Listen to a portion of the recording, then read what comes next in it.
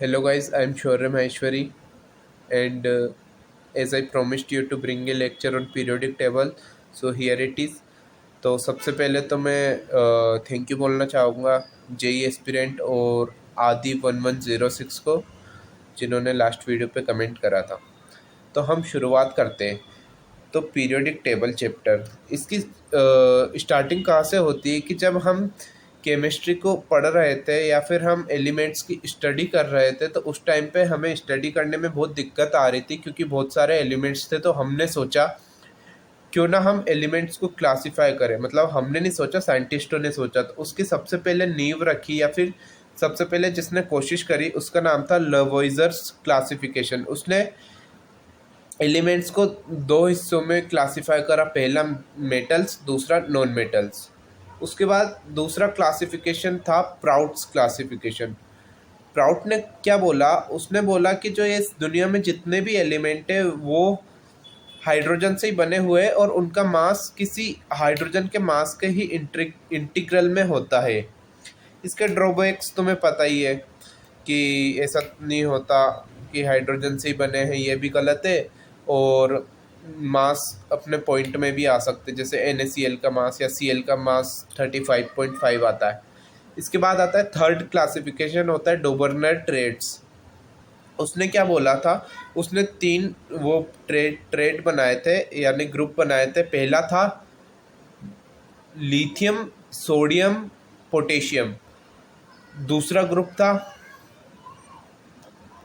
दूसरा ट्रेड था calcium, strontium, barium and तीसरा ट्रेड था क्लोरीन, ब्रोमीन एंड आयोडीन। इसने बोला था कि जो बीच वाला एलिमेंट है उसका एटॉमिक मास ऊपर नीचे दोनों वाले एटॉमिक मास का एवरेज वैल्यू होएगी या मीन वैल्यू होएगी। बस उसने इतना ही आया था और ये इतना ही काम का है। इसके बाद आते हैं अपना Newland law of octave. Newland law of octave उसने क्या करा, सारे जो एलिमेंट्स है उनको देर इंक्रीजिंग ही arranged in all the elements in the increasing order of atomic mass. तो एटॉमिक मास के ऑर्डर में एटॉमिक मास के इंक्रीजिंग ऑर्डर में अरेंज करा और उसने ये पाया कि every eighth element repeat it's property, यानी हर एट्थ एलिमेंट उसकी प्रॉपर्टी, फर्स्ट वाले एलिमेंट की प्रॉपर्टी रिपीट कर रहा है। इसके बाद आता है लेविस, नहीं, इसके बाद आता है लोथर मेयर कर्व। उसने क्या है, एक कर्व प्लॉट करा किसके बीच में, एटॉमिक मास या atomic weight versus atomic volume के बीच में। और उसने पाया कि जो टॉप पोजीशन है वो अटेन कर रही है alkali metals, descending position attain कर रही है alkaline earth metal, ascending position attain कर रही है हेलोजन्स एंड जो बॉटम पार्ट है वो ऑक्यूपाई कर रखा है ट्रांजिशन एलिमेंट्स ने। तो यही था इसमें काम का। उसके बाद जो सीरियस अटेम्प्ट जो पहला किसी ने करा था वो था मेंडलीव।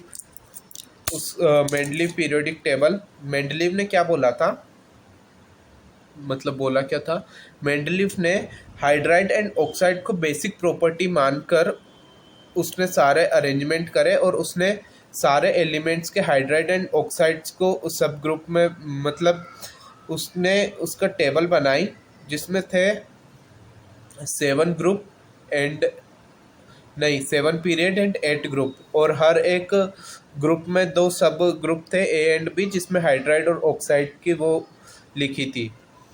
ठीक है, उसको बेसिक प्रॉपर्टी मान के। इसके ड्रॉबैक्स क्या थे, इसके ड्रॉबैक्स थे कि इसमें हाइड्रोजन की जगह फिक्स नहीं थी, आइसोटोप्स के लिए कोई जगह ही नहीं थी, और गोल्ड प्लेटिनियम इनकी को भी अच्छे से अरेंज नहीं कर रखा था, कहीं कोई भी चीज़ ऐसे आगे पीछे कर दी थी। पीरियोडिक टेबल के कुछ एडवांटेज या फिर बोल सकते हैं अच्छी बातें भी थी। वो थी कि उसने बाद में ज़ीरो ग्रुप भी ऐड करा जो कि था नोबल गैसेस के लिए, तो ये उसका एक अच्छी बात थी। और उसने कुछ न्यू एलिमेंट्स का भी प्रिडिक्शन करा। 4 थे उसमें, पहला था एका एल्यूमिनियम जो बाद में बना गैलियम, दूसरा था एका सिलिकॉन जो बाद में बना जर्मेनियम, तीसरा था एका बोरोन जो बाद में बना स्कैंडियम, चौथा था एका मैग्नीस जो बाद में बना टेक्नीशियम। थैंक दी थी। इसके बाद आता है मोसलेस पीरियोडिक टेबल। इसने क्या करा, सारे एलिमेंट्स पे अल्फा पार्टिकल के बम्बार्डिंग करी और उनसे जो फ्रीक्वेंसी निकली तो उसने बताया कि ये जो फ्रीक्वेंसी जो ये है directly proportional to atomic number. ठीक है, बस उसने इतना ही बताया। इसके बाद अपने अगले जो चैप्टर में आता है वो होता है nomenclature of the elements. Elements का नोमेनक्लेचर करने के लिए 0 1 2 3 ऐसे 9 नंबर है, तो मैं उनके नाम बता देता हूँ। 0 को बोलते हैं अन, रिप्रेजेंट होता है उसके फर्स्ट लेटर यू से। रिप्रेजेंट कैसे होता है वो नहीं बताऊंगा, बस फर्स्ट लेटर से रिप्रेजेंट होता है, ये तुम्हें याद रखना है।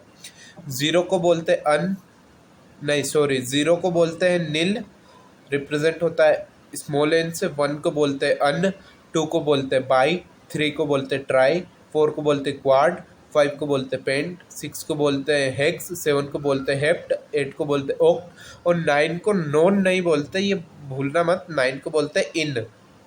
ठीक है, तो ये इस पे भी क्वेश्चन आ रखे हैं और मेरे हिसाब से तुम्हारे शिफ्ट में भी आएगा क्वेश्चन, तो याद रखना है इसको। इसके बाद जो आता है, इसके बाद मेरे नोट्स में 3 पॉइंट्स लिखे हुए हैं तो मैं वो बोल देता हूँ। पहला point, mercury, zinc and cadmium are not the transition elements, यानी 3D 4D एंड 5D का जो लास्ट एलिमेंट है वो ट्रांजिशन एलिमेंट नहीं होता है, ऐसा लिखा हुआ है कॉपी में। और जो only there are only 2 liquids at room STP standard temperature and pressure, जो कि पहला है ब्रोमीन और दूसरा है मरकरी। तीसरा पॉइंट ये है, एस ब्लॉक और पी ब्लॉक को मिला के हम बोलते हैं रिप्रेजेंटेटिव एलिमेंट्स। इसके बाद शुरू होता है हमारा पार्ट आयनाइजेशन, नहीं इसके बाद शुरू होता है कि इलेक्ट्रॉनिक कॉन्फ़िगरेशन हमें क्या क्या बता सकता है। सबसे पहले जिस भी सबशेल में लास्ट इलेक्ट्रॉन जाएगा वही सबशेल उसका ब्लॉक डिसाइड करेगा। ठीक है, और highest value of n gives the period number. अब क्या पता करना है हमें, ग्रुप और पता करना है। तो अगर वो s ब्लॉक का है तो नंबर ऑफ वैलेंस इलेक्ट्रॉन ही उसका ग्रुप नंबर हो जाएगा। p ब्लॉक का है तो 10 plus number of valence electron उसका ग्रुप नंबर हो जाएगा। d ब्लॉक का है तो ns में जितने इलेक्ट्रॉन है प्लस n-1d में जितने भी इलेक्ट्रॉन है, इन दोनों का सम तुम्हें बता देगा उसका क्या, ग्रुप नंबर बता देगा। और एफ ब्लॉक के लिए होता है third group, 6th 7th period, और z इक्वल टू 51 से शुरू होता है और z इक्वल टू 70 पे ख़त्म होता है, और जिसे लेंथेनॉइड बोलते हैं। और एक्टेनॉइड शुरू होता है z इक्वल टू 90 से और ख़त्म होता है z इक्वल टू 103 पर। एक बार चेक कर लेना तुम। लेंथेनॉइड शुरू होता है 58 से 58 से 71 एंड एक्टिनॉइड होता है 90 से 103। अब इसके बाद अगला जो पार्ट शुरू होता है वो होता है आयनाइजेशन एंथैल्पी। नहीं, इससे पहले आता है कि जो 3D के जो एलिमेंट्स है, scandium, titanium, vanadium, chromium, manganese, iron, cobalt, निकल, कॉपर, जिंक, स्टार्टिंग में क्या होता है, इनकी साइज डिक्रीज करती है, जो कि जनरल ट्रेंड यही बोलता है कि लेफ्ट से राइट जाते हैं तो साइज डिक्रीज करते हैं क्योंकि जेड इफेक्टिव बढ़ता है। स्टार्टिंग में जेड इफेक्टिव बढ़ने के कारण आउटर शेल के इलेक्ट्रॉन्स का न्यूक्लियस पे अट्रैक्शन बढ़ता है जिससे साइज घटती है। पर उसके बाद क्या होता है, 3D में इलेक्ट्रॉन जा रहे हैं तो उसके कारण रिपल्शन बढ़ता है। तो रिपल्शन और अट्रैक्शन यानी जेड इफेक्टिव भी बढ़ रहा है और रिपल्शन भी बढ़ रहा है, तो वो कांस्टेंट हो जाता है थोड़ी देर के लिए साइज। उसके बाद रिपल्शन ज़्यादा ही हो जाता है तो उसके बाद साइज बढ़ जाती है कॉपर जिंक तक आते आते। ठीक है, और ऐसा पाया गया कि जो 4D की साइज़ होती है वो और 5D की साइज़ होती है वो लगभग बराबर होती है, और 3D की साइज़ 4D से कम होती है, यानी 4D is greater than 3D and 4D is equal to 5D। Group 4 की साइज़ बड़ी होती है ग्रुप 3 से, एंड ग्रुप 4 एंड 5 की साइज लगभग सेम होती है, क्योंकि 5 में होता है पोर शील्डिंग ऑफ एफ इलेक्ट्रॉन। तो जो आउटर मोस्ट के इलेक्ट्रॉन हैं वो उनके बाहर वाले इलेक्ट्रॉन पे रिपल्शन ही नहीं लगा रहे, तो उसके कारण जेड इफेक्टिव बढ़ जाता है और अट्रैक्शन बढ़ जाता है, तो साइज़ डाउन द पीरियड भी नहीं बढ़ पाती, इसलिए 4D एंड 5D की साइज सेम हो जाती है। इसके बाद आती है आयनाइजेशन एंथैल्पी। आयनाइजेशन एंथैल्पी क्या होती है? किसी भी गैसियस आइसोलेटेड एटम से एक इलेक्ट्रॉन निकालने में कितनी एनर्जी लगती है, उसे बोलते हैं आयनाइजेशन एंथैल्पी। याद रखना, गैसियस एटम होना चाहिए और आइसोलेटेड होना चाहिए। तो आयनाइजेशन, सक्सेसिव आयनाइजेशन एनर्जी हमेशा इंक्रीज ही करती है। जैसे ionization energy 2 is greater than ionization energy 1, ionization energy 3 is greater than ionization energy 2। इसके बाद आते हैं एक्सेप्शंस। तो एक्सेप्शन में लाइन से बोल देता हूँ, तुम समझ लेना और याद करने की तुम भी ऐसे ही कोशिश करना। तो यार मैंने थोड़े अलग तरीके से ही याद कर रहे हैं एक्सेप्शन, तो समझने की कोशिश करना, बाकी एक बार गूगल भी कर लेना। सबसे पहले लिथियम, फिर एक छोड़ के बेरिलियम, फिर जो खाली स्पेस है उसमें बोरोन भरो, फिर जो बेरिलियम के आगे वहाँ कार्बन, फिर एक छोड़ के नाइट्रोजन, ऑक्सीजन, फिर आगे फ्लोरीन और नियोन। देखो वापस से, lithium, beryllium, boron, carbon, nitrogen, oxygen, fluorine, neon. Lithium, beryllium, boron, carbon, nitrogen, oxygen, fluorine, नियम। अब सोडियम, मैग्नीशियम, एल्यूमिनियम, सिलिकॉन, फिर फॉस्फोरस, सल्फर, क्लोरीन, आर्गन। ठीक है। बेटा बेटा मांगे कार सुंदर राजी बाप, कहे शिवजी सुने पार्वती, की जगह पार्वती सुने, कहे शिवजी पार्वती जी सुने। इसे याद रखना पड़ेगा तुम्हें।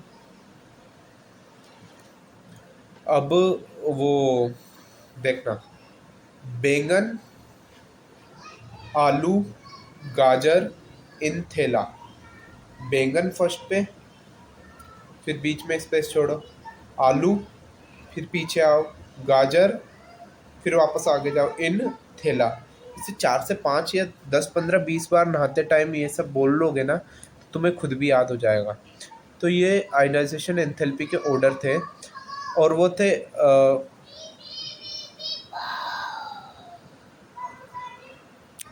ये थे एक्सेप्शंस। अब आता है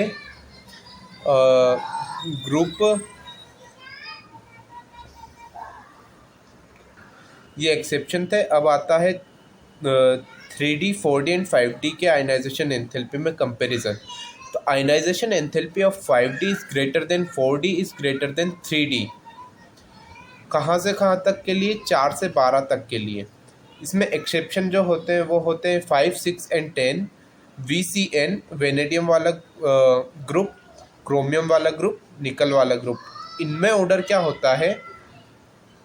5D is greater than 3D is greater than 4D। 4 से लेके ग्रुप 12 तक जो होता है उसमें ऑर्डर आता है 5D is greater than 3D is greater than 4D। And group 5, 6 और 10 में VCN वेनेडियम ग्रुप, क्रोमियम वाला ग्रुप, निकल वाला ग्रुप, इसमें ऑर्डर आता है 3D is greater then 5D is greater than 4D is greater than 3D।